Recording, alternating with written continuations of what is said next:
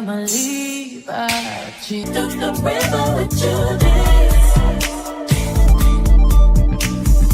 Tearing down the barrel of his gun. Yes, he shot me down. I died and someone brought me back to life, but never to my senses. Bounce on that shit, dance. Bounce on that shit, dance.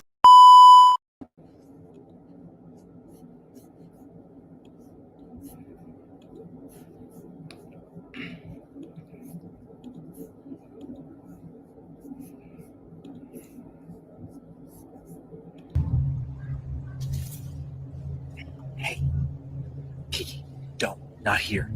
We'll talk later, all right? Please.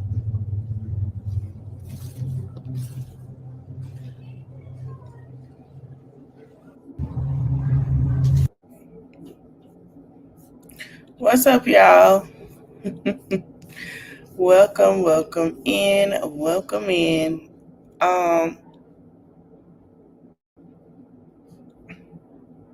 on. I got one more.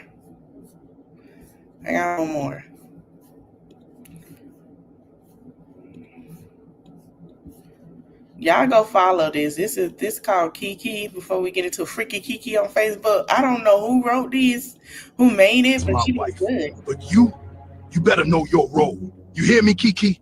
Know it. Don't step on my family, Kiki, or you'll fuck around and find out.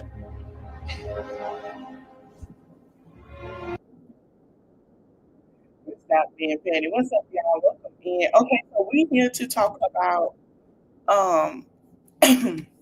I'm sorry. We're here to talk about Love is Blind.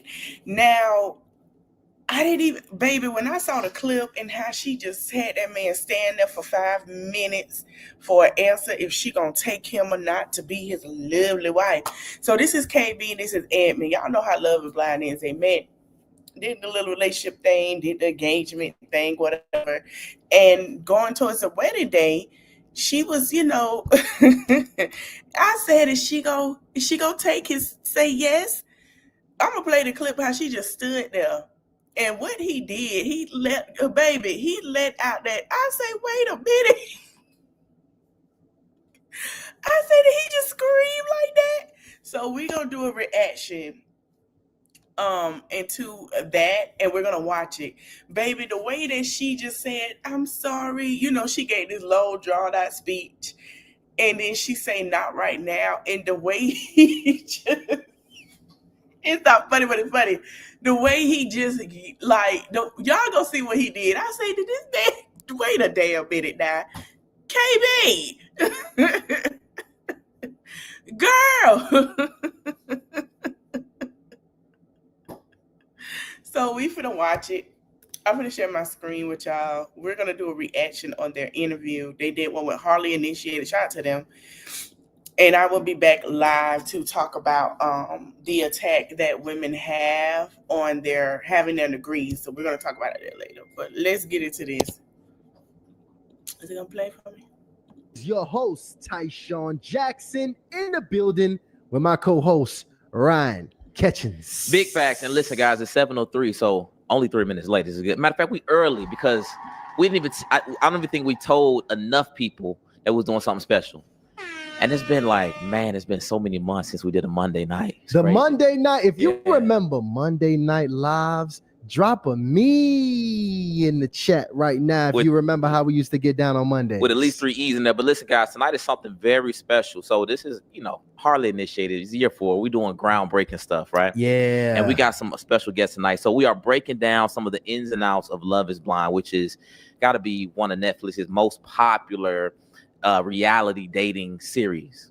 Yeah, that's a fact. First off, my girl, I literally get a quiz. I was a quiz weekly on what I thought about this, that, and the other. It's crazy. That's a bunch of brothers. Yeah. So right. So you pretty much get forced into watching it, and fortunately, it's dope. Love is Blind is a great show. It's a great show. That's how they hit season 9. Exactly. I mean, it's a great show, but some of it, when you look through the background of these men, baby, the stuff that the allegations, I don't think it was 7 with the allegations was really, really, really bad.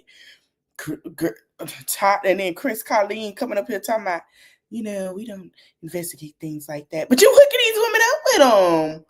One of them had a little allegation of he liked to rug and do things, and the other one wasn't paying his child support.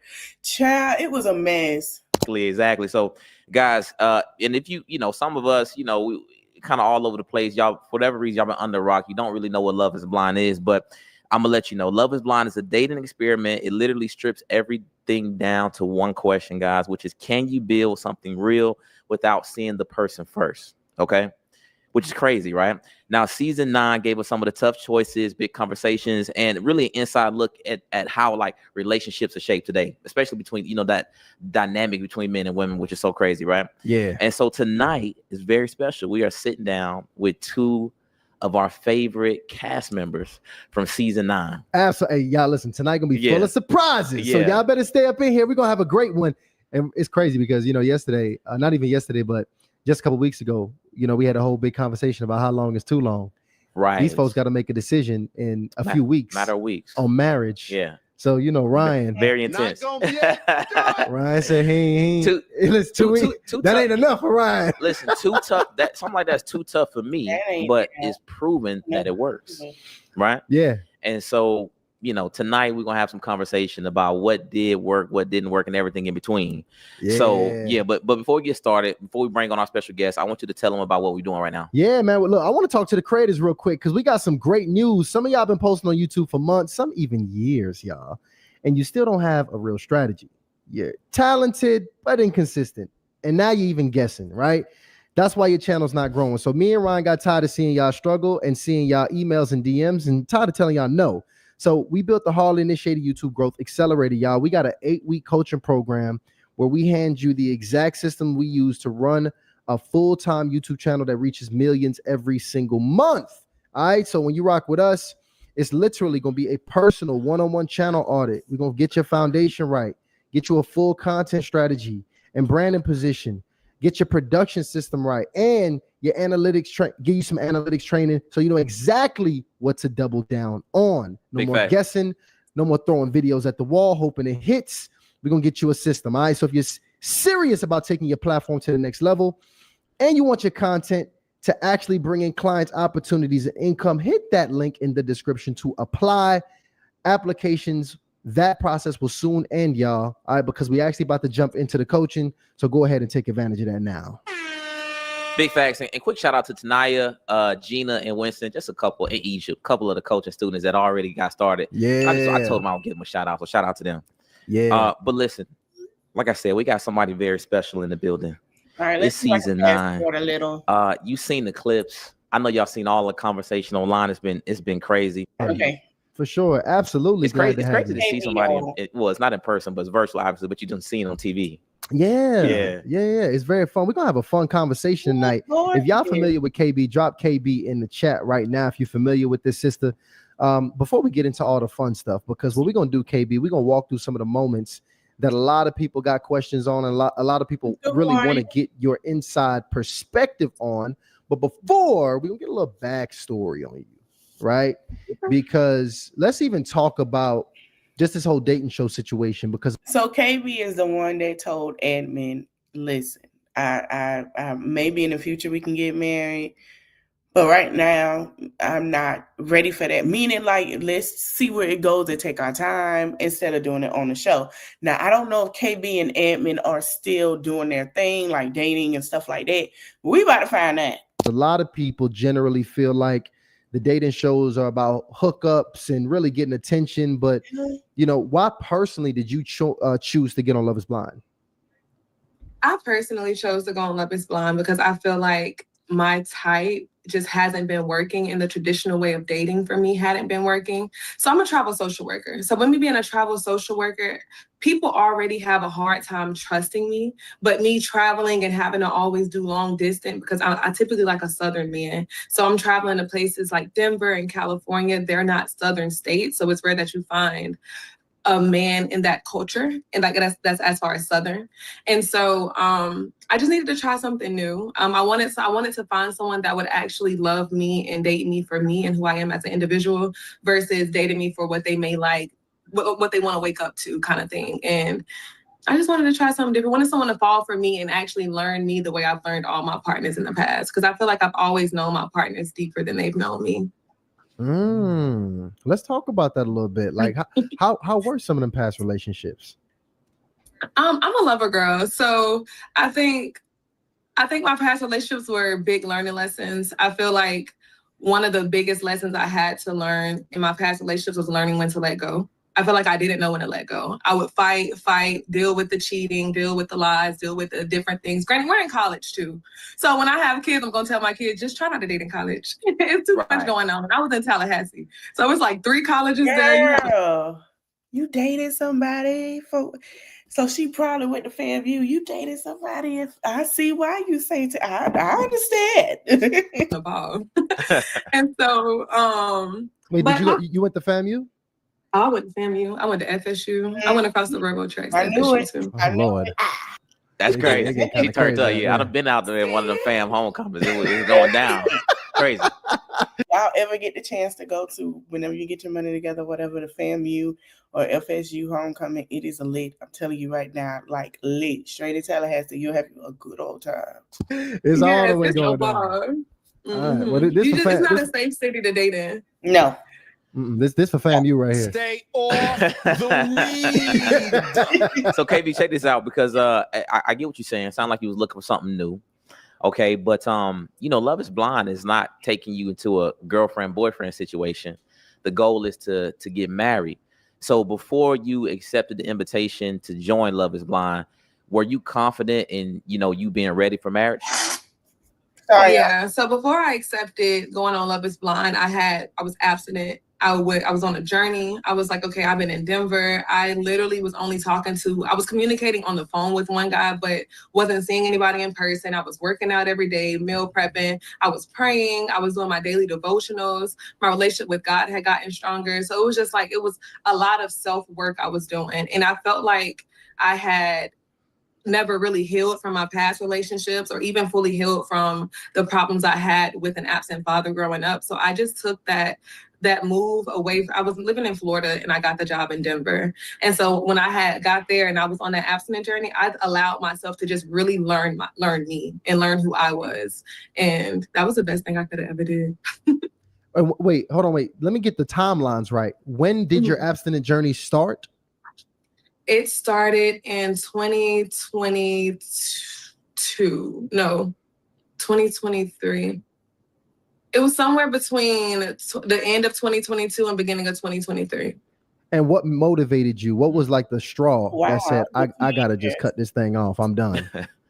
I was just dealing with things I shouldn't deal with. Like as we all know, me personally, I'll speak for myself. When I get physical with someone, I literally allow the common sense things to go out the window. I'm like, well, this and that is good, or well, I like this, or well, he couldn't do me like this because he treats me this way. And I felt like a lot of my logical thinking was going out the window, and I kind of never really knew my self-worth. So that I just needed to grow. I needed to take time to myself. I needed to learn a new version of me, and I needed to become the wife KB, not the girlfriend KB. So that's what really motivated it. You like that? You like that? Over here talking that talk. She said the wife KB, not the girlfriend KB. I mean, and she ain't lying. Some people do need to take. I mean, women and men do need to sit here and take time to like be abstinent, because having physical, it can get blurry and it can confuse you into thinking it's something else and it's not. So yeah, there's nothing wrong with that, because you get to know yourself, and guess what? You'll be a better judgment without that physical attraction. This is why people still stay in relationships they shouldn't be in, or keep going and having revolving doors, because they're not taking time to themselves. I mean, that's a fact. I mean, we consider ourselves big bros to the internet, and we tell the ladies all the time, just like we tell the fellas, like keep it in your pants, close your legs, whatever you got to do, because sex, lust is the number one, got to be the number one enemy to good decision making.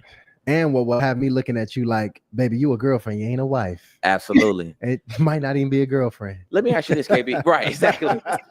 Right, just the one night. But anyway, KB, let me ask you this, because it's a lot of ladies that's like, listen, niggas is not waiting for you and marriage before you have sex. So their reasoning for not holding out or not, pursuing abstinence is because men don't want that. A lot of them feel like they have to have sex if they want to pursue a serious relationship. How would you, how would you advise those women?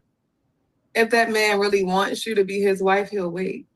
Like if that man really sees a future with you and really sees the individual that you are or the potential you have or really value you as a woman, they'll wait. Like, and during that journey, there was somebody that waited, that kept waiting and was waiting. And at the end of the day, it made our bond even stronger. So like, I think I might've thought that at a point of time, but that's when I was kind of like thinking very premature, or I was thinking for a man. But when I started thinking for myself, it changed.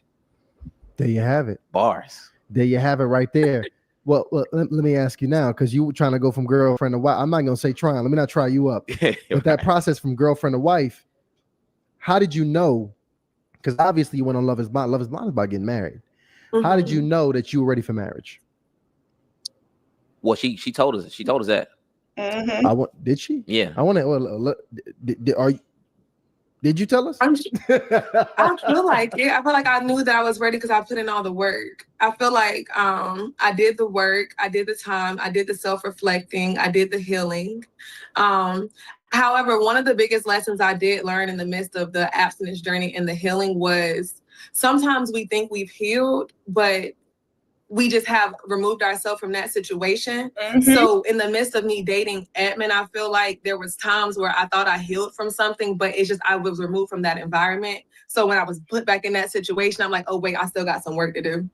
And so I think that was one of my biggest lessons in that. But I just knew I was ready from all the self-work I was trying to do. Man, I love that. So now we got to dig into it a bit because, we want to talk about pretty much how the whole relationship with you and Edmond pretty much popped off. So, and for those of you who don't know, because maybe y'all still stuck under a rock here, KB had one of the biggest moments on Love is Blind season 9 with having a huge moment at the altar that everybody's talking about that we're actually going to get to. Stay tuned here to the end of the episode because we're going to kind of start from the beginning of things here. And big shout out for anybody that's in here right now. Go ahead and make sure you check out the Harley Initiated store. That's where we have the Renew the Mind journals, the Harley in Love cards. KB, we got to get you one of these decks, okay? This going to make dating fun. You pop this thing open. We got 100 open-ended questions. All right? You have some good conversation. And trust me, them brothers, you're going to start weeding them out real quick. You're going to start figuring out who you type real fast, all right? Facts. So go ahead and get that in the description. Okay, so KB, I want to look back at this because, and you let me know if the timeline is right on this. So at this point, right at the proposal, the day of the proposal, I'm assuming you guys have been dating for, is it like a couple of weeks? Is that the timeline? It's about 10 days, I believe. 10 days, 12 days, something like that. It's been a minute. Okay, so it's a couple of weeks, you having these very intimate conversations, all without seeing each other. Okay, and you get to the point where now you are in the individual pod, but across from Edmond. Okay, and I love that picture because it's Netflix. We certain stuff we can't show. Yeah, we can't show you the video. So I want to just give if you haven't seen it in a while or you haven't seen this particular episode, I want to break this down for you. So they're in the individual pods, still haven't seen each other. Okay, and things get I would say pretty emotional and intimate because KB, you asked if you could read a letter to Edmond, and in this letter, you tell him at the end that you love him. And so my question for you, KB, is what in particular, you have not seen Edmond. Okay. At that point, what made you fall in love with him? I felt like he had became my best friend in that moment. Like in those pods, I feel like it was only shown a couple of hours, not even a couple hours. I think you only see like maybe 15, 20 minutes less in the pods. We had 4-hour dates. We had 2 and 4-hour dates on the same days. We dated for 10 days, but there was, I think for 5 of those days, I only dated him. Okay. So now it makes sense. They date for like 5 to 10 days. Because me personally, I'm sitting here like, I don't see how y'all falling in love that quick. Like, what's going on? Like, what's good? They take me a nice little 90 day. I got to see everything. I got to see how you is when you get mad. I got to see how you handle your emotions. I have to see how you deal with certain situations. I want to see how you deal with your finances. I want to see a lot of things before I just be like, I'm in love. Because then it's going to be something that make me not want to be in love anymore. So now I understand it. So she broke it down. It's really, they date. Okay, it makes sense. And so it was just like the fact that we could talk about anything. He was open. In the moment, like I can't read the body language. So all I heard was vulnerability. Like, okay, you're talking about things that another man typically won't talk about. Yeah, you're tearful and you're crying. He didn't cry a lot in the pods though. So coming out of the pods was different. So I think a lot of people don't understand that as well, but he didn't cry a lot in the pods.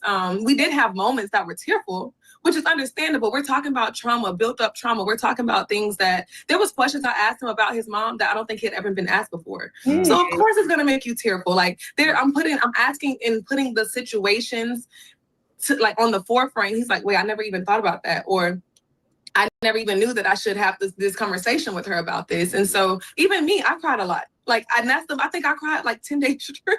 I think I cried more than him in the pods. But yeah, it was just more so like it was a home feeling. Like talk about anything, I was accepted. I felt like he knew me. Like I felt like he knew me like the back of his hand. And I can't say that that's common for me. Okay, so I'm glad you mentioned the crying because I think a lot of people seen that and was like, got some questions about his emotional stability, you know, and they looking at you and you got a lot of people like, man, ain't no way Edmond is KB's type. Mm-hmm. And so would you say that Edmond is your typical type? And if not, what type of guy were you typically, most interested in? No, so Edmond's not my typical type, but that's the reason I went on the show, to date something different because my typical type clearly was not working. My typical type, me and Ed, I don't know, like it's been so long. I feel like my type changes. So all my exes look so different. Like they all look different. But of course, athletic build, he has that. I don't know. It's been so long since I had like the actual type. I just think you have to stimulate my mind. So you just honestly have to have a conversation with me and stimulate me. But I don't know. Okay. I think you skating on that one a little bit. You know what type of men you like. What's going on, KB? Let us know. It's about to turn to Harley alone. Honestly, women skate on that question altogether. They don't like saying they like tall and money. Right. What's wrong? I mean, what's wrong with your type? Why are you not comfortable sharing the kind of guy you like? It's not even that I'm not comfortable sharing it. Okay, let's get to it. So my typical type is typically like, I do like a man that's in that works out, athletic, whether that's an athlete or not an athlete. I like family oriented. Are you saying physical type, or are you more so saying like how the person acts? Both, actually. Both? Yeah, so you gave us a bit of the physical. Yeah, internal and external. Okay, so more so internal, family oriented, faith based. I can bring you around my friends. I like outgoing. I like adventurous. People that's out of their shell. You could be shy if you want. That's fine, but know how to like turn up and have a good time. I like people that like to hang out. And that doesn't just mean clubbing. Just I don't know. Introduce me to different things. Dependable, secure. You got to be secure. Yeah. And a grinder, you got to be able to grind, goal base, got goals. Let's keep grinding, pushing me as I get to push you. I come on very strong sometimes. Like if you say you got a goal, I'm going to push you towards that goal. So vice versa. Of course. I hate to just be pushing someone and they're never pushing me back, where it feels like I'm helping you grow, but you're never helping me grow. Yeah, she's okay. So I did what you're saying. I think we got a clear idea. Well, I mean, I would say we have a very clear idea that Edmond may have not fit that particular description. But, then again, you said, hey, listen, I'm go ahead and move forward with Edmond. And you say yes to his proposal. So I think that's a dilemma that a lot of ladies have, because I mean they literally make countless movies on this, right? It's like the guy that you have like this crazy chemistry with, you know, he passed all the physical standards, you know, he does a lot of the, you know, masculine, you know, things that you would want, you know, very secure. And then you got this other guy who does some nice things, you know. I think generally people would say this is a nice person, and it's dilemma like, hey, do I go try this new thing where I'm, you know, I'm kind of feeling it, kind of not, maybe this is different. And then you got this other thing, which is like, hey, I've been through that already. I've dated a person like this. So let me ask you this. If a woman is caught in that dilemma, right, KB, where you really want to try something different because the old stuff didn't work, like what's the threshold for that? Like how far do you push it before you say, hey, I tried something new and this is not it? I think that is just more so, that's a really good question.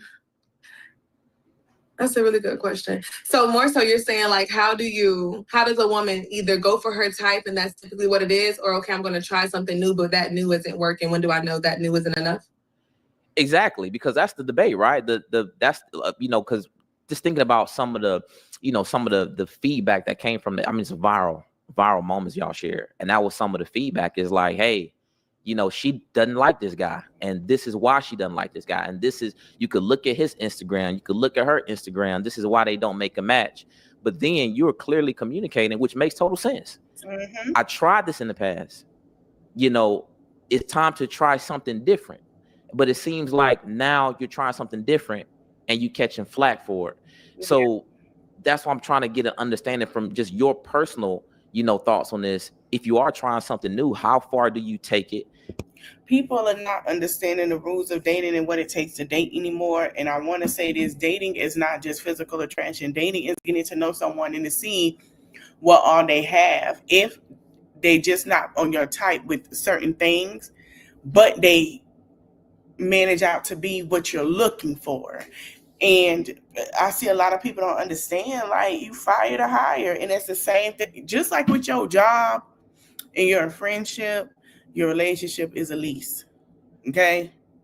All of it is a lease. How many chances do you give before you say, hey, look, what's new is not for me? Okay, got you. I think my experimental trial, like with the marriage, would be different than maybe how I may have done it a little different in the real world. And I only say that because we both knew we were signed up for an experiment that ends at the altar. And so in that, I felt like there was no giving up. There was no, okay, I know that you're trying me, or I feel like this is something new. I just felt the need to keep making adjustments. Like, okay, this is something new. I'm learning something from it. You're learning something from it. Let's keep trying. I'm sorry, did y'all say something? No, you're good. Okay. No, I mean, did you want to continue? Because I understand what you're saying. That makes sense. Okay. No, it makes perfect sense. Was there any red flags you had, you know, prior to proposal that you feel like you saw and was a bit concerned about, but move forward anyway? Yes. I think one of the big flags I seen in the pods were, I can't remember why we got into it. It wasn't like a big argument or anything like that, but I think I told him I had a connection somewhere else, and he just started pleading his case. But in the midst of pleading his case, it's almost like he was selling himself. And mind you, we're in the pods to kind of like not know what each other looks like, but so he would kind of just say like, I have this best body, I'm athletic and da da da. And I'm just like, wait, no. Like I made him stop, and I'm like, you don't have to tell me what you look like. Don't ruin the experiment. Like, allow us to continue to grow, and don't feel the need that you have to sell yourself for someone to choose you. If it's you, it will be you. If it's not you, then it's, you know, rejection is sometimes redirection. And so I would consistently have those kind of talks with him. But that was, I think, one of the big flags. And another one was when I overheard one of the other girls talking in the pods, and she was saying that someone was saying, oh, like a lot of the things that I was hearing that he was telling me, and he was telling her the same thing. She eventually said it was Edmond. So I was like, oh. And so we got into it really bad. Now that was an argument. We got into an argument about that. I think that's actually very perceptive to catch that a man trying to sell himself might be a red flag. What exactly did that express when you saw in that moment when you saw him doing that? What did you label him as in that moment? In that moment, I just felt like he was someone that just needed love. Like, see, I don't know, because that moment was the first, I just kind of took note of it. But then the second moment, when I just told you that, then about the girl saying something, one of the girls saying something about how he was saying the same things to me in the pods to her. So when I went to go talk to him about it, that argument confirmed for me that he was just someone that was just looking for love and didn't care who the love came from. Based off some of the things that he stated, because he would state like, well, if it's not you, then it'll be somebody else. And I'm like, well, if it's not you for me, it's not going to be anybody else at this point. Like, I think it was like day 8 or something. So I'm like, if it's not you, it's nobody else for me. Granted, you're allowed to have multiple connections, but don't tell me if you don't really have any other connections and then I find out from another woman that you do, you know? And so I don't know. Understood. So that's the proposal. That's a very big moment. We just wanted to kind of get your headspace around the moment of the proposal, because there's some other big moments that we do want to go ahead and cover here. Big shout out. We got a couple people in the chat here. If anybody, just so I can get a temperature check, if y'all watched Love is Blind season 9, put season 9 in the chat right now. I want to see how many people are actually familiar with the season itself. I like that. Man, I wish we could play some of the actual moments and watch it, but let me tell you, Netflix, y'all gotta go. They will shut this. Netflix will sit there and strike the heck out of you. Trust me. They will strike your entire video to where you have to edit it or take it down. I've seen it happen with Jesse Wu. I've seen it happen with other people, and it's not just Netflix. It's Chris Colleen. Chris like, don't, are you paying me? Yeah, he's one of them. So, yeah, he's one of them. He gonna be like, nope, sorry, that's mine. And if it's whatever it is, and I think whatever is in contract, even though with Netflix makes him do that now. Excuse me, y'all. Beauty in Black. You can show like little clips here and there, and Tyler Perry really don't give a damn. Exposure is exposure. But Chris Colleen, like, no, he really with it. So, but yes, there were times where she did have a conversation with him. I caught a little bit of it. I'm still catching up. She did have a conversation with him. And she was just like, why are you telling them what you telling me? And they did get into a little argument because it was like, you trying to sit here and get with me, even though, yeah, we're dating other people, but you just going to go around and say the same goddamn thing to see where it goes, just in case, like, oh, if that don't work out, like, that's what it looked like to her. And I kind of see why she would feel that way. I understand why she would feel that way. Whole operation down. If you play them things down. You can't play a sound. You can't play a screenshot. Yeah. So we got a couple photos that we're gonna kind of have as we move through. If you went ahead and missed it, to catalog the experience, but we also got some really big surprises later on in the episode. We want you to stay tuned for. Big shout out to everybody in here. The Harley Initiated store is here. 600 people in the chat, by the way. We got them season 9s dropping in. What's the 10% discount, by the way? Is that live? Man, how about this, y'all? Live for 10% off in the chat. So go ahead and take advantage. You and Edmond, y'all had, built a little chemistry at this point. You know what I mean? Right. And they're relaxing in the bedroom. They made it out the pods and in person. Made it out the pod in person. Relaxing. You know how those conversations go, Ty. You laying there with your girl, giving the feet rub going on. So it's a whole situation. This is full comfort. It's a vibe. It's a vibe. But when it's a vibe, a lot of times the serious conversations come up. Yeah. Okay. So a conversation pops up off about past sexual experiences and pretty much, somewhere around how to make decisions about sex. Now, in that conversation, okay, KB, you actually introduced the conversation to Edmond. You acknowledge that, he may have been one of the only guys, if not the only guy, to not have sex that, a remaining cast member that did not have sex on the show. Okay. Why did you bring that up in the first place? Was there something was he dropping some innuendo, some hints? Like, what made you bring that conversation up? So earlier that day, me and Edmond made a bet. He knew in the pods that I planned on waiting, right? That was very clear before he proposed. I'm like, hey, I don't want to do anything. It's only 30 days. Just wait. You know, he was okay with it. Cool. So we made a bet. So we started making fun about everything. So we made a bet about the fact of, okay, I said, I think my girl's going to hold out. He said, no, my guys aren't, they're going to right? I'm like, okay, cool. I said, let's make a bet on it. 2 shots. I said, if my girls don't hold out, I owe you 2 shots. If your guys do what they do, you owe me, vice versa. So long story short, I brought it up to say, hey, I lost the bet as discussed on the show, that the fact that everybody did whatever they wanted to do. That's the only reason it was brought up. It wasn't brought up to be malicious or to throw it in his face or anything. We literally laughed about it when we made the bet. I'm very competitive, so I will make a bet about anything. Like literally anything. So it was just us laughing about it. So when I brought it up, I just thought it was gonna be a laughing moment because I'm like smiling. I'm like, dang. But I've seen after the fact that he actually talked to the guys about it. So he already knew that. Because the common conversation online was the reason she's not having sex with him is because she actually does not like him. So is there any level of truth to that? What would you say to people that was pretty much making those claims? But I don't think so. You would think they knew me. Like you would think they knew me. I do not have a type for real. So like as far as physical, if we were to look at Edmond and look at some of my exes or some of the people I've entertained, they'll be like, oh, KB just be doing stuff. Like it's not black and white for me. It's all gray.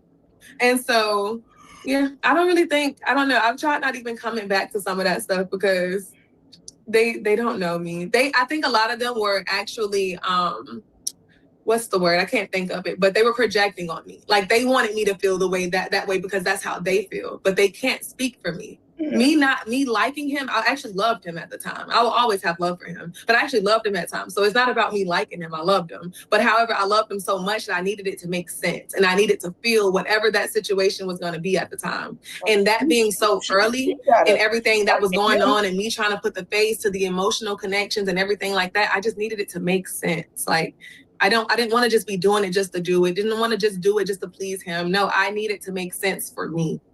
And for additional context, everybody, KB literally communicated that essentially she really wanted to wait and that all the other cast members had already had sex, which pretty much brought the conversation of Edmond, really essentially expressing. And that's why the viewers felt that way because y'all, I'm gonna be pausing in and out on this, but the viewers felt that way because if y'all paid attention to a season, there were seasons where people was just having sex.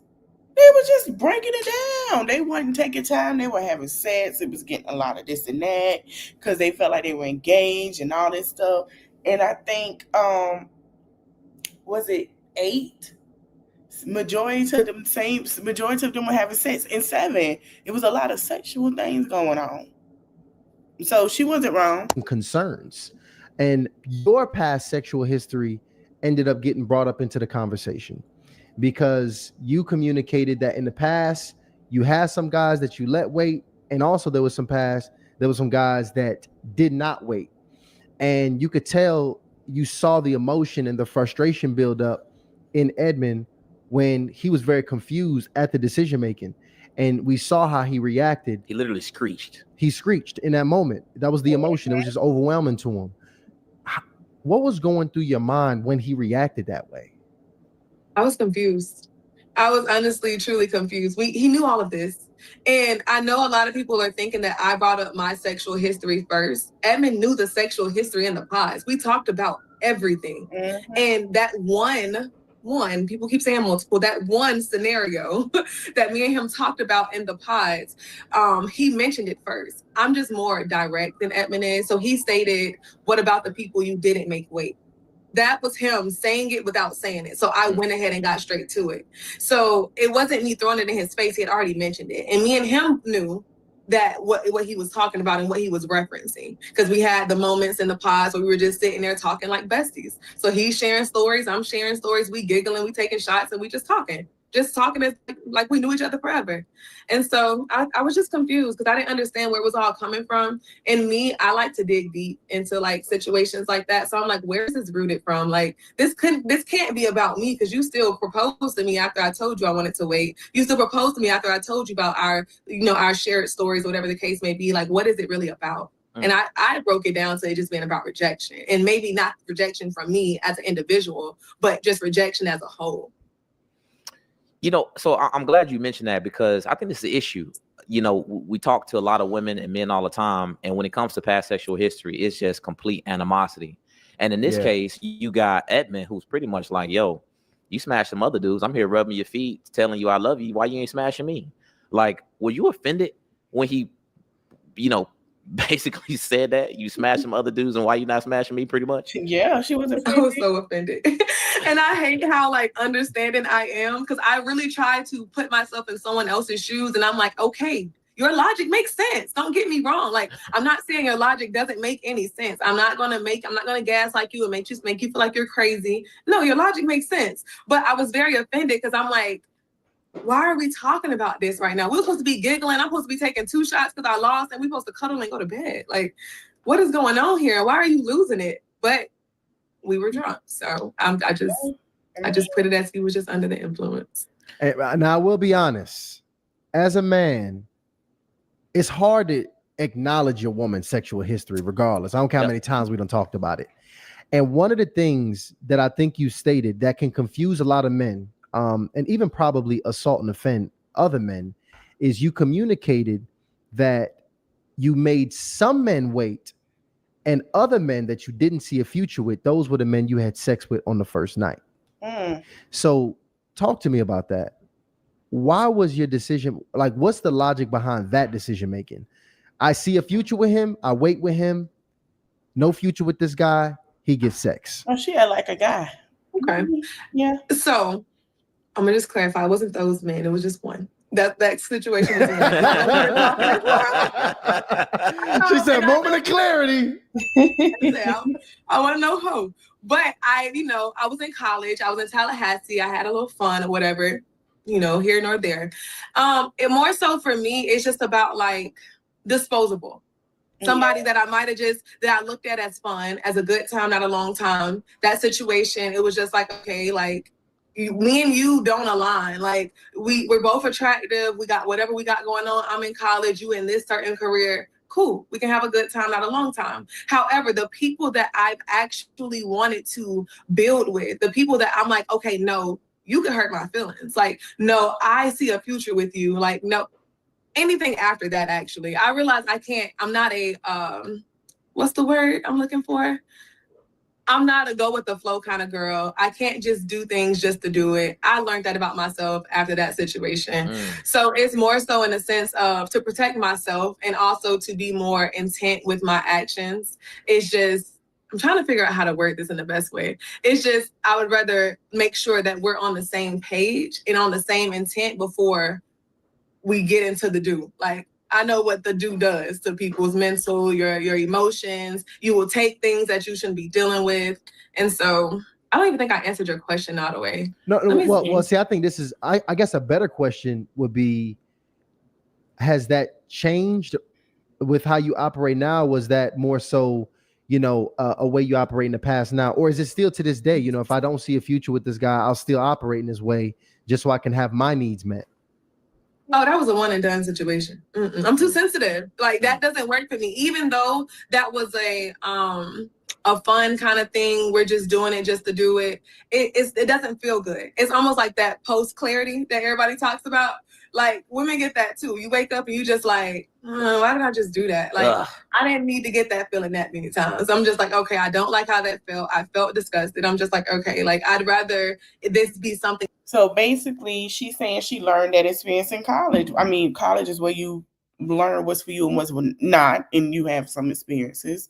And she's like, listen, I learned that, and now I know what it is, which is, I mean, that makes sense. Intentional. I'd rather this be something with someone that wants to go outside with me and take me on dates, or someone that wants to get to know me and wants to love on me and things like that. But I'd also rather wait to make sure that's what we're really working towards. Because sometimes I feel like men, they'll tell you, oh, hey, I want you, I want to pursue you, then they get what they want out of you. And then all of a sudden they're not texting back for real. That date that y'all had planned a week from now, you're not going. The communication isn't the same, that you don't even get good mornings anymore. Like, I'd rather just weed all that out and let's really see and let's focus on what really matters and without being blurred mentally kind of thing. Okay, there we go. So first of all, let's Hand give clap Katie a for hand clap on that. that. She changed your life, baby. Because I ain't know who's gonna have to big bro you up here. Right. Get your ass right on the show Right. here. Shout out to KB. She done got it out. All right? I like that. That was So- the FAMU days. I get it. right, and things change. Oh, You can't be God. listening. I'm with you. Things change. We've Oh. been growing and changing 'Cause right in first front of off, people's eyes, You just don't like want to you. know my past, KB. Right. But Yes, I was young and I was an athlete at FAMU. It was just so much motion all at once. It's just like, dang. So you live in the moment, you have fun, but it's about protecting yourself as well. Agree. And so I want to talk about, because speaking of protecting yourself, I think respect is a big part of that. Not only respect for yourself, but learning how to gauge respect for others. And sometimes it takes a while to be able to grow and kind of make a decision on how you respect somebody, and other times it can happen very quickly. And in this case, you having a conversation, an intimate conversation, in the intimate moment with Edmond, and he literally like screeches, "I'm too fucking nice." This is his response to you in that moment. And I think it's very clear what literally millions of people thought of what that moment signified, because it went incredibly viral. But you being a woman that is there present in that situation, and you get this dude, he rubbing your feet, you having this intimate conversation, you talking about what you won't do and what you will do with your body, and his response is, "I'm too fucking nice." What was your respect level for Edmond at that very moment? I think a lot of respect went out the window for a moment. And I mean for a moment, because I'm very forgiving. So I'm able to like, okay, let me hear your point of view. Are you apologetic and this kind of thing? But I believe like at that moment, my respect level did drop, because it's like, are you telling me you're rubbing my feet? You're being nice to your fiance. You're being a sweetheart all for sex? Like, instead of doing it just because you're like, no, I'm trying to get to know you. Like, not having sex made you this angry? Like, it was, I didn't know the situation was that bad in the moment either. Like, I was there, I was in it. But even afterwards, I was having to ask some of like our team members, and I was like, because they were like coming over and checking on me, like, "Are you okay?" He's outside in the hallway, like screaming, crying, and I'm like, I said, "Is that him crying?"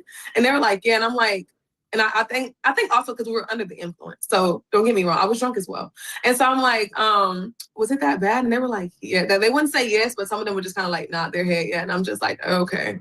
Like, okay, and I'm like, okay, let me just sit back and think, because the reason why we even stopped filming is because I told them to cut the cameras off. So I knew it was getting too intense, but yeah, I think a lot of like, it just made me view him a little different in the moment. But again, I'm just so damn forgiving. So like, and understanding. So wow, you would have.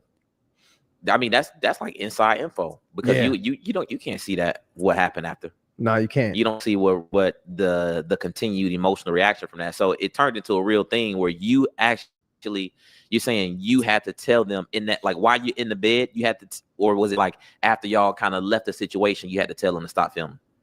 No, so I initially tried to hear him out, and it wasn't like they were filming inappropriately or anything like that. It was just, I was just over it. Like, I got fed up. So more so of that sense, not like it was inappropriate or anything, but we were talking so long ago. We were talking about the situation. He did that screech. I tried to understand him. We're talking about it. Then he got very like, let me find a better word than sassy. He kind of got like, he would mock me. Like, he would start mocking me. Like, he would be like, I can't really fully remember, but I just know he started mocking me. And I was like, I understand where you're coming from. And he was like, now you understand where I'm coming from? Now you get this and da da da. And I'm just like, bro, like, you already disrespected me. This is my mindset. I'm like, you already disrespected me. I'm sitting here putting the disrespect aside to help you understand and process this, but you're still disrespecting me and now you're mocking me. So I was just like, you know what? I said, stop talking to me. I rolled over and I said, they can get out with the cameras. I felt something. I had to apologize to the next day because I think I might have cussed too. But yeah. And then he went outside screaming, crying. But it was just a lot going on. Wow. That is a lot. That is crazy. That is a lot.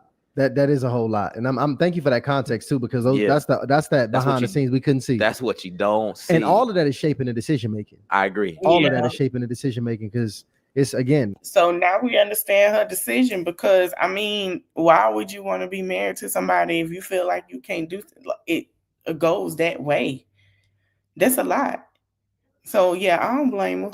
I would have made the same decision. You seeing what's going on and off camera, which we're going to talk about in just a bit as well. Is there anything else you wanted to kind of capture in this moment? I mean, I feel like I just got so many questions. I'm gonna just ask one more because I want to talk about that altar moment.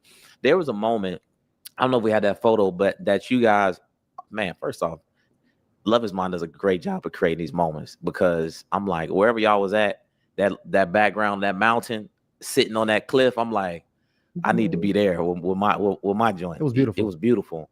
But y'all are having a conversation, and it pretty much get to the point. It sounded like a little bit of that back and forth that you said happened off camera, where you going back and forth, and then you just like, yo, shut up, stop talking to me, bitch.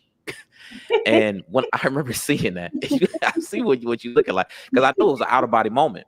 It was clear that was something going on where you really felt that that's what you had to communicate. So, well, I'm gonna just ask you, I mean, do you regularly talk to men like that, or was there something that was happening where you just thought, hey, this is the most appropriate, this is the best thing I can tell you right now? I do not talk to people like that. Men, women, family members, nobody. Like, I can get angry and my mouth does get a little reckless, but I do not try to call people out of their names. Younger me, of course, 18, 19, first relationship, you cheated.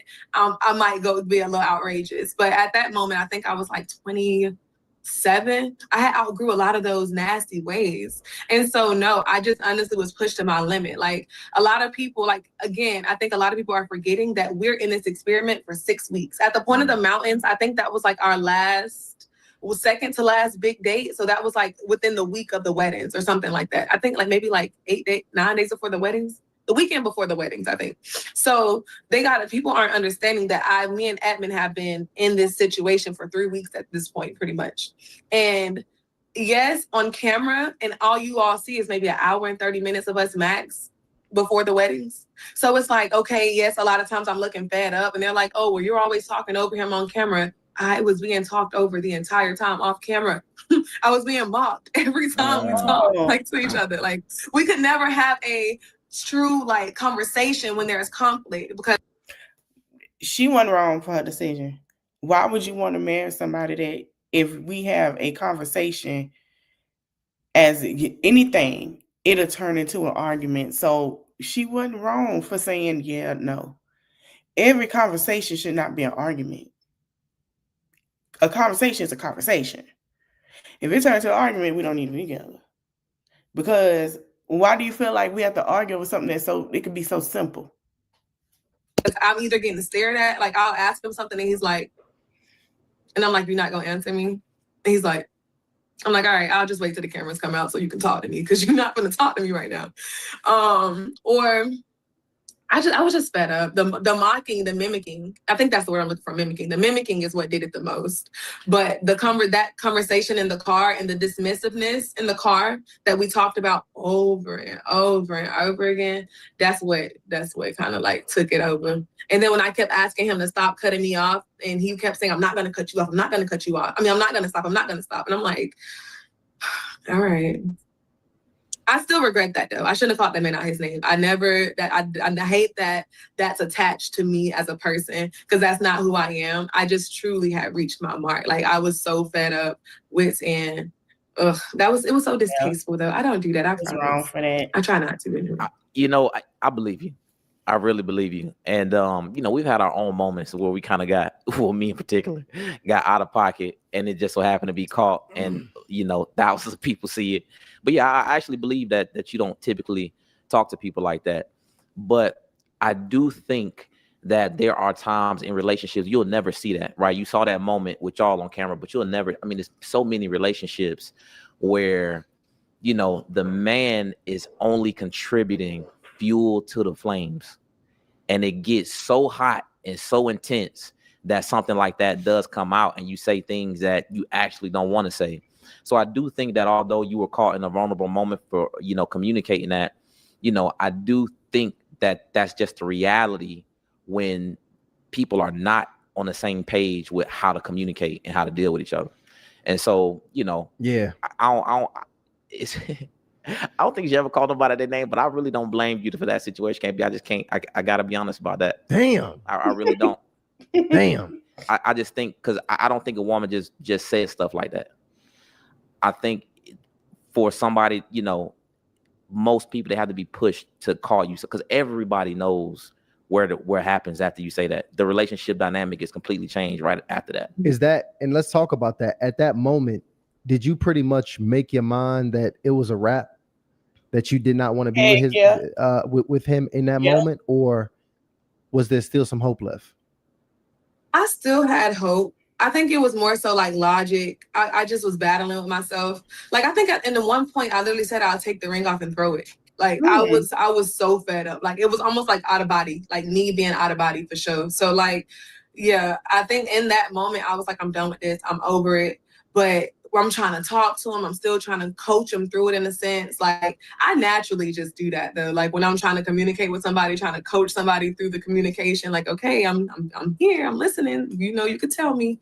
But yeah, in that moment, and I think even when he came and apologized, like in a sense, like I was almost ready to just like end it there. I was just like, okay, like mentally, like we can just let's just call it a wrap. Like that's what I was thinking prior to him coming into the house and things like that. But then seeing him with the flowers, I'm like, okay, maybe he's trying, maybe he's learning. It's such a short experiment though. So like, I think I had way more grace than I would have any other time. So I'm just like, okay, I get it's a lot. It's a lot that we both were going through on both ends. Like, I'm not perfect. So like, I'm also not even helping him in a sense, because to him, it might not look like help, but it's just like, he hadn't dealt with the trauma from his mom.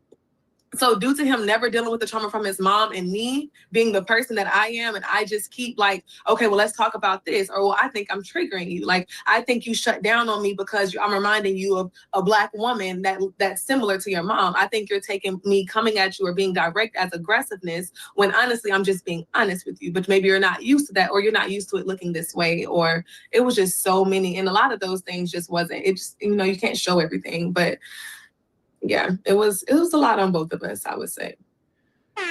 Well, there you have it, y'all. Big shout out to everybody in the chat. We got KB in the building from Love is Blind Season 9 on a surprise live here on a Monday night. Right. All right, we bringing it back. Y'all know we don't usually do this, but we're doing it here for y'all tonight. And we're about to get into one of the most explosive moments, the most memorable moment, the moment at the altar, the rejection that went all over the internet, shade room, spiritual word, everything else.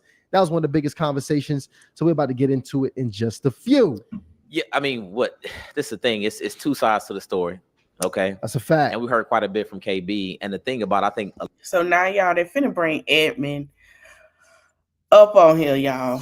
A lot of men, we in this position, because I think on both sides of the fence, you got a lot of perfectionism going on, a lot of thoughts of, you know, who I am and, you know, what this is. And you don't really consider the other side of things, you know?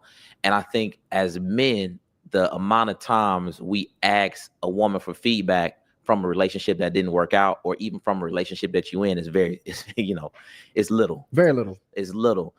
So after hearing everything you saying, I'm curious to know what Edmond actually thinks about the things you're saying, and if he has even heard of these things. Okay. So do we have Edmond? Guys, we got a surprise for you tonight. We're going to actually bring the other side of the story in. Edmond, welcome to the conversation here. Hey. What's popping with you, Edmond? How you feeling, brother? Oh, blessed and highly favored. Definitely blessed. And he's literally in the building with the trademark pick right there in the head. Hey, the pick is you might need to drop the pick line, Edmond. Ain't no lie.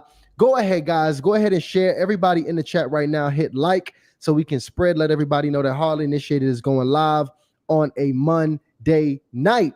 And let's go ahead and frame out this altar moment as well, because this was a big moment. Well, first, I want to let Edmond know that I appreciate him joining us the show, but especially because, we spent so much time talking to KB and getting her side of things. And I am curious, before we, continue the conversation, what are some of your thoughts about some of the things that KB shared tonight with us? He's just expressing how she's feeling, and there's always two sides of the story, and but I just respect what she's saying. I mean, speaking her truth, and there's always two sides of the story. Wait, when was the last time y'all sat down like this? No, we never. I mean, what? Definitely like during the show, if anything. They haven't sat down and had a discussion about any of this. So when she left, when it was over, that was it. There was no conversation. We talked a little bit at the reunion party. At the reunion party, yeah. Oh, but wow. that's like honestly definitely at the reunion party. That was like. And after filming the reunion, we talked for like an hour downstairs at the hotel. Okay. Mm-hmm. Okay. Thanks for that. I mean, how does it feel though? To kind of be in this space where you guys are kind of here together. Is it any lingering emotion that you guys have from the reunion? Like, is it, what's the status of the relationship at this point? I mean, I'll speak because I haven't been here speaking a lot. No, but I think that, I mean, we don't speak at all, really. I mean, I'm still in Colorado. I believe she's out in Virginia. So, and I'm not no online about to be messaging but we're just in two different states, and especially now after the experience, we're like blowing up with messages and stuff. So we don't talk at all, I would say, definitely. Now, Edmond, we looked at a lot of those moments, and obviously we heard KB's side on those things. So I won't, go back to every single thing. But all of the, interactions y'all had was pretty much at least the most polarizing ones was showcased on the screen in front of, millions of people. I mean, based on what KB, walked us through with some of those, big things that happened, is there anything that stood out in particular that just kind of caught you off guard, or something that you just really had no idea she thought? I think that, like, as myself, I can only speak for myself, but I really try my best to be good, and then at the same time, I'm human, so I'm gonna be human to certain. But what I'm saying though, simply though, is that I just know she refers to like off camera stuff, and I can never like prove that I was really did my best and treated her with respect. But I think when all the camera stuff is mentioned, it just seems like ain't nothing good off camera, mainly. And there was a lot, I think also too, with the experience though, there were so many great moments with KB. And in that live moment of like the altar, it just came down to me to figure out, like, am I able to accept her for how great she is, or things she has her flaws. And then but also I just think the experience, especially after the edits, it like highlighted all the conflict and drama. And then like you guys speak on the drama, and that makes sense to why we weren't compatible. But there were many undocumented moments that I know in that exact moment, I was like, I know that I'm really thankful for her. I got every reason to say yeah, if that makes any sense. But I just think right now after the edits, it's like only the conflict and drama, and it makes sense to why it was not. I have to be honest. I feel like when it comes to them, it's, to me, once he get to his healing part, because you can still hear some trauma, he's going to be fine. Will it come with them? I don't know. Will it him and her? I don't know. But I can say this though, you can hear that he got some things to work on. Like, you can hear it in his voice. You can hear it. He was great. He was, like he said, yeah, I was great to her, this and that, but still some things you gotta work on. Hey man, let me ask you this question, bro. Like, just from here and sitting down, obviously you was able to hear what KB stated the entire time. Is what your side of things, is it consistent with what she's communicated, or were there some surprises based on what was communicated? There's like I would just say simply that like after the bed scene, I took it in that live moment, I definitely took it as she was having relations with multiple people. And I know, and I'm thinking about us, but also I'm thinking about myself. And I know with like sex, and it makes me grow emotionally for someone. And just her in that exact moment, of course, it definitely is scar. When I think about the moment, it scars me a little bit. But in that exact moment, I was just really sad and just embarrassed because I thought she was having relations with multiple people, and they getting something very sacred. Really, it's a big sex is really big and stuff like that. So it just hurt my feelings that's my fiance, that's my girl, that's my fiance. So if no one can understand, kind of, but I just know if it happened, I would not go to the situation again. But in that exact moment that my fiance saying that, like, I do have sexual relations with people.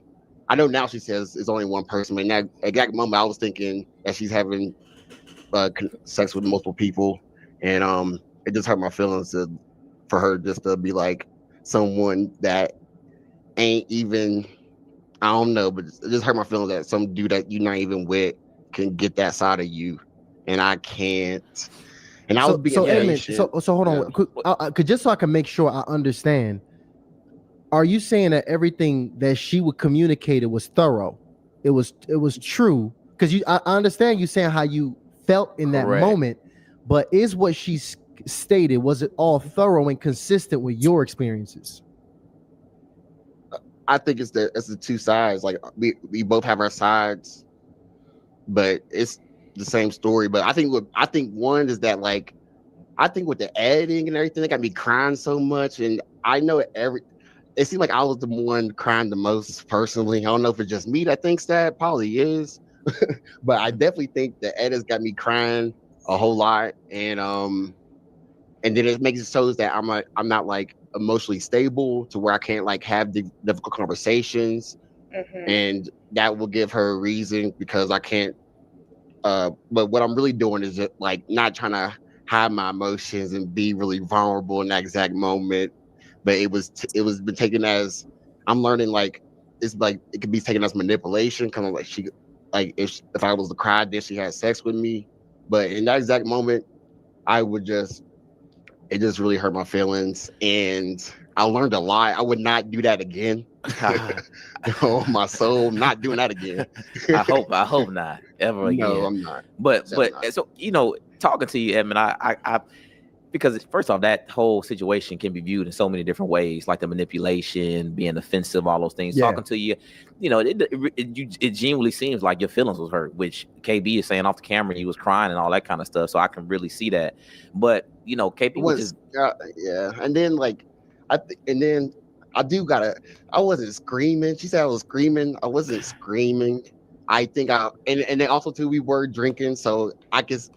But I don't want to make it seem like I was screaming on a different level of, like, obviously I was not personal opinion. That's all it is. But if I was honestly like screaming, I just gotta mention that. Hold on, wait, KB talking with that face. KB face talking. He was screaming. Hey, KB, you weren't screaming outside with Jimmy, our producer. He took you outside when the camera stopped, and you didn't start screaming. And I asked them, and I was like, "Is that Edmond?" And they were like, "Yeah." You were outside. You probably don't. If I scream, I have a lot. And I think it was me with high emotions, expressing my emotions, but I'm not screaming. I'm just expressing my emotions with a lot of feelings. The lie detector But determined that was a lie. Oh, Oh, Hey, I guess I was hey, screaming. my Then. I sound was man. screaming then. And I think it's like, and it's the thing that sucks is that like, it's like I feel like there's times when I speak my truth, it's only true to me and people that's how the whole thing goes. Like I speak my truth, some people will believe me. She speak her truth, people will believe her, and that puts us in a situation to accept the people that believes you or not. And I got you. I I got you go because ahead. I do want to move to KB and just talk about this altar moment because Yeah. that's really the biggest moment from the relationship. But really quick, I want to ask you because KB was very clear about her boundaries and kind of how she felt about the relationship and how things could look if they were to progress.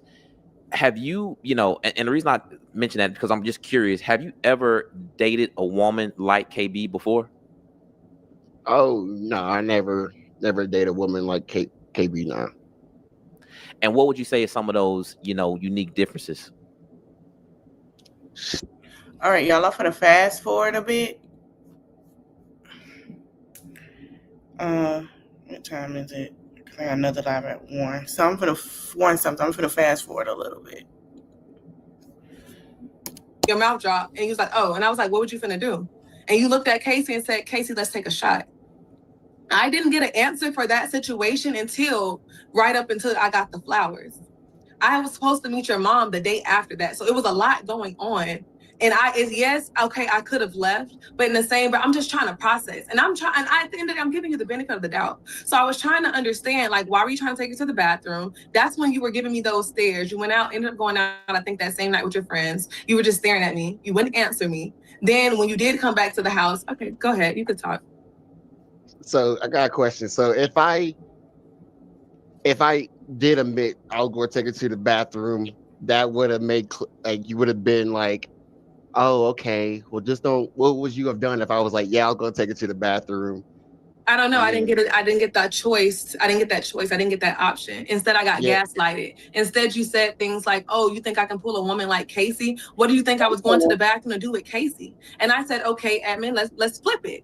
Because you tried to make it seem like I was tripping for feeling away. And I said, let's flip it. At the time, my type was athletes. I said, so let's say I go to the bathroom with this athlete and I come out and you see it. I said, you're not going to feel away? You said, yeah, I would feel away, but you still did not admit what it was. Until the reunion for the first time is when you said, oh, I was trying to take Casey to the bathroom to talk about me and Now, Edmond, you got to stop playing all them games now. KB's relationship. That was the first explanation I fully got from it. Other than that, you said that you didn't remember it during the time of filming. You was like, I don't really remember it, but I believe that I did it, and I'm sorry. And I accept your apology after that. I know. So that's the thing. I was like, as long as you said my apology and I don't make the same mistake again, I'm over it. I'm just irrelevant. So Edmond, I want to bring it up. Like it's like I want to bring closure to this, and I want to give people context. Well, go ahead. Yeah, let's just bring closure to this, Edmond, because the only thing I'm confused about, because obviously this is my first time hearing it too, because I personally just don't think you should apologize and say you're not going to do something again you just never did. So just so we can bring closure to it and understanding, did you or did you not, just yes or no, take her to the bathroom? I didn't take her to the bathroom. And let me also speak on if it was reversed. I think that's another thing with the whole. Really? If the roles were reversed, and I think like I'm a man. I'm a black man. So not the black man. I'm doing the best that I can over there. Edmond. So you took this girl to the bath, Edmond. And you thought that she was going to go ahead and marry you because you couldn't wait? Bruh. Edmond gives me like he was a little nerdy, very, and he felt like he, got the pretty girls now. Edmond, come on, bro. And KB's a black woman. But if KB was to try to take a man to the bathroom to talk to that dude, that's my girl. She could go do whatever she wants. I trust her. And I'm going to find out. Like, I'm not going to like get mad at her I'm gonna find out like what happened. So, but I'm not going to even Let it worry go. about. Let it There's go. nothing to worry Don't about. If say that makes nothing else. sense. Just But I know if KB will take a dude to the bathroom, I'm going to find out what was it happening in the bathroom. But I'm not going to trip before she has that conversation. And The hell you're also she not gonna wouldn't- try. Let me tell you also, something. My lady going to the yes, bathroom. I see her coming out the she- bathroom. It ain't your lady she no wouldn't more. even do. She wouldn't do that though. She wouldn't do that though. Like I know she wouldn't even do that. Okay. So, and I wasn't going to do that, but she's saying it. So since she said it, that's the truth. But I promise you, if I was going to take her to the bathroom, I would say I'm going to take her. But I'm trying to be honest. But no, yeah. And so I want to give people context to the We already young knew lady who it case was. that we're talking about. Is this her right here? You got pulled up, Delano? Yes, it Yes, is. Yes. Casey. This Casey right here. Okay. So you telling me Did somebody tell you but this was an all-white party? I was going to take her to the bathroom though. We want to go to the bathroom. I'm being so- real. I'm KB. so real. If I was going to take her to the bathroom, I swear I would say it. And And Said Alright. yes. With you feeling like he lied to you this early on in the relationship?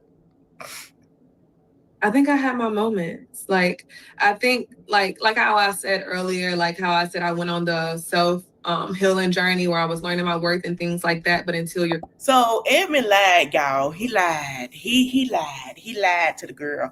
And that's why she was just like, no, it was a lot of things going on off camera with the take it to the bathroom with Casey. I think her name was Kelsey or Casey. It was a lot of things of that going on. Then child, she made the right decision. put in certain situations, you realize you might not have fully healed. I think I was having my moments where I kind of forgot my worth.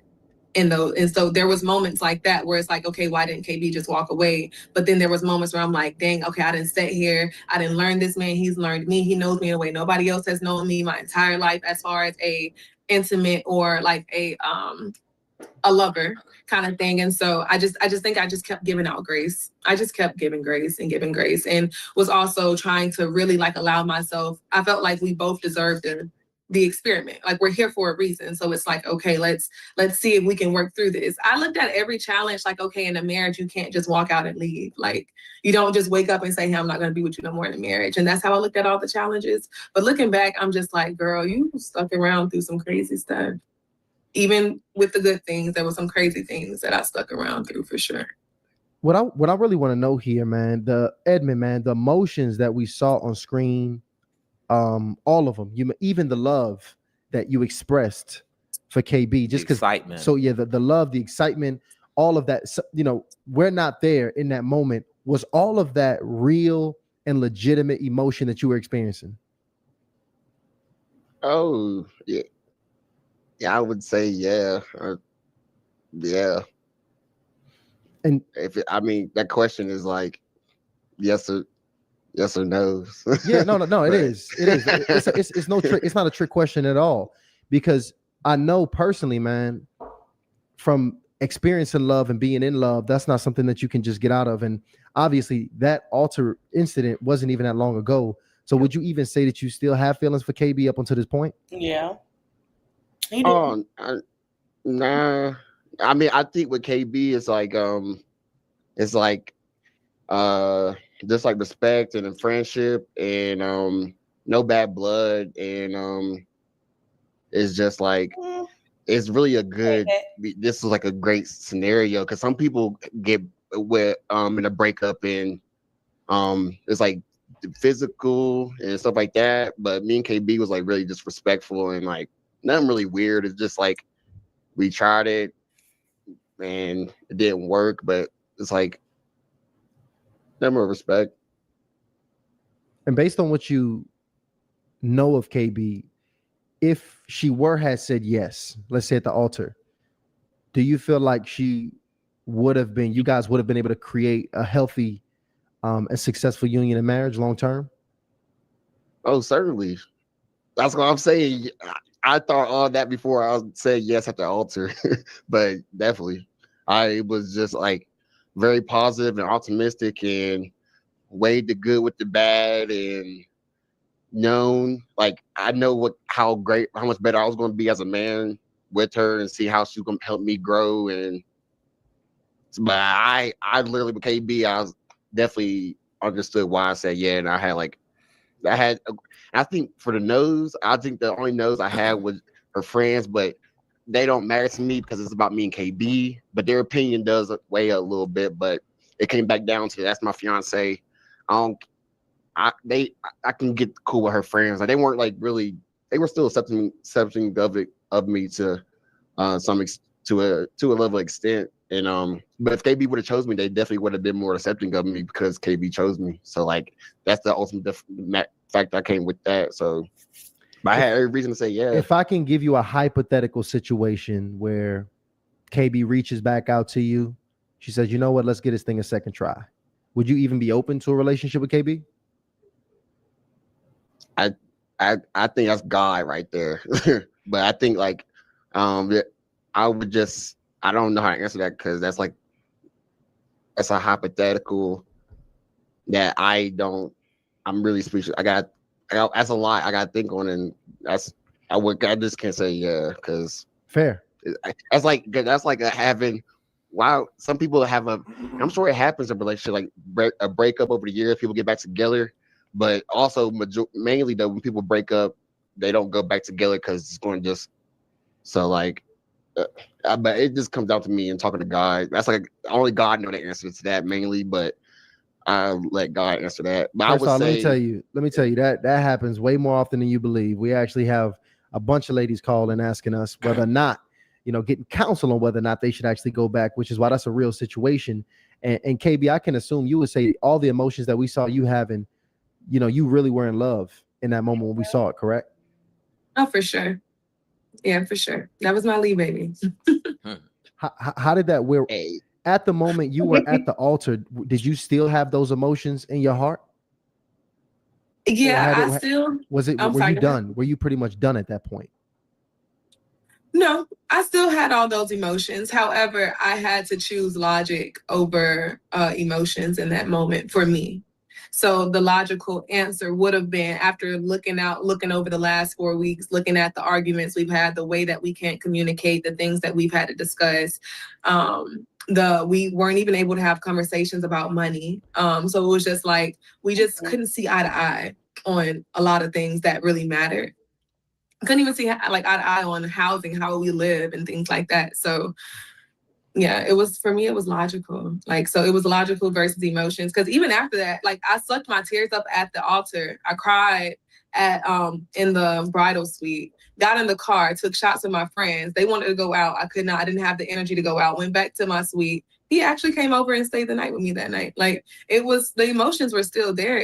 We just were two people that tried and it just wouldn't work. It wasn't gonna work. There you go. Understood. Man, well, big shout out to y'all, man. I'm gonna be honest, what we see here, this isn't normal. It's rare that we get to see two people that were in a relationship, actually literally fiancés, come, be able to sit maturely here face to face and have a conversation. So I think that takes courage on both sides. So I really rock with both of y'all. It was 100% honest.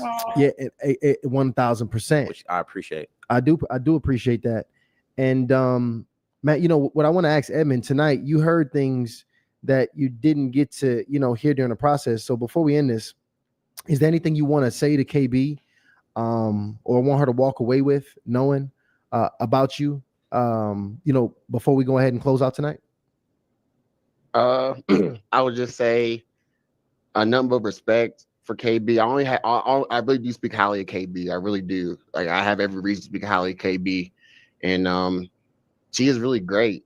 If she wasn't great or good, I wouldn't be saying she's great. But she really is great, and I just want her to know that and to give herself grace. And she is. I can only say great things about her, really.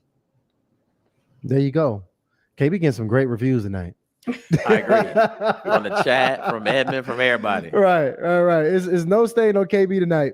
KB, anything you want to tell Edmond before we let him go? Yeah, I just hope that therapy is going well for you. That you're able to break down some of those barriers that you've had built up since however long, childhood, high school, whatever the case may be. And regardless what people are saying, I'm proud of you.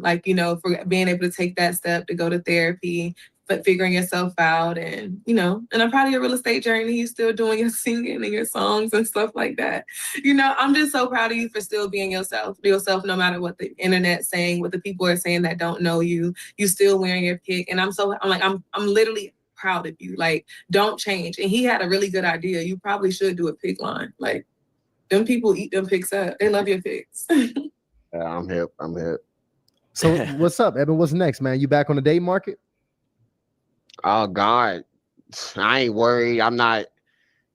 I really just letting God do it and not stressing, and because that's the last. I'm letting God do it, definitely.